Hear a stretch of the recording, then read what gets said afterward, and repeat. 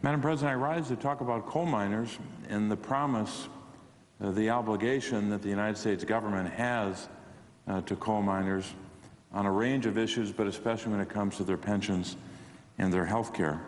These are very difficult jobs, and we know that the men and women, the women I should add, who descend in the depths and the darkness of these mines assume a substantial personal risk, and they work long hours. They stay in these jobs as long as they do, in part because they've been given a promise by our government, that when they retire, they will have a pension, and most importantly, they will also have good health insurance. It's the only agreement where you have an executive order by the President committing the United States of America to keep its promise to our coal miners who did the job and made our country who we are today. And now here we are, about ready to default on that. We used to have a covenant in this country that said, if you work hard, if you put in the hours, you contribute to your retirement and your health care, you'll be able to support yourself and your family. What you're doing is you're giving up in union negotiations. You're always giving up wages today to take care of yourself and your family in later years so the government or friends or other family members don't have to. What's more honorable than that? UMWA 1974 pension fund that we're talking about here affects about 100,000 miners, close to 10,000 in Commonwealth of Virginia. They are looking to us on whether we're going to honor our commitment. Most of the people that are still collecting these pensions are widows. A lot of the husbands have died from black lung.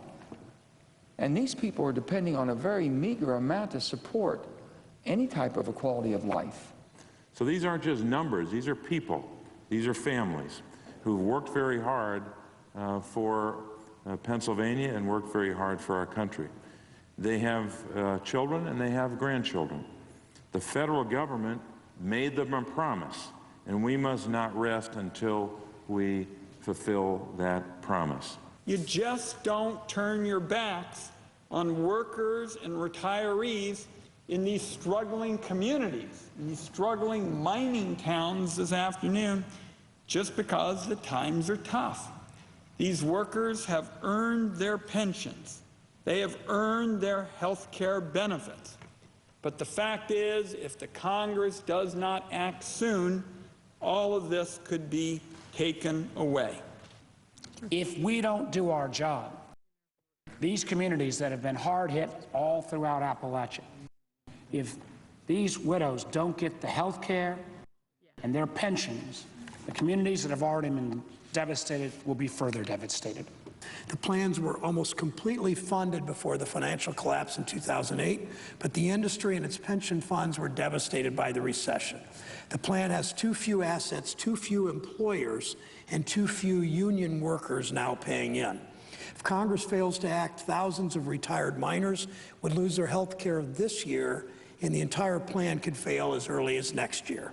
The Miners Protection Act, which Senator Manchin and I have introduced along with a bipartisan coalition of senators, allows excess amounts from the Abandoned Mine Lands Fund to be used to preserve both coal miner pensions and retiree health care as needed. Fixing the mine workers' pension plan is a critical component of any solution for the Pension Benefit Guaranty Corporation insurance program.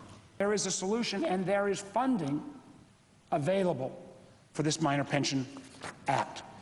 It is critically important that we act. It is critically important morally, economically, and quite honestly, I'd ask any of my colleagues to go and speak to any of these widows and explain why we wouldn't keep our end of the bargain come the end of this year, when if we don't act, these health care benefits will disappear. When is this going to get done?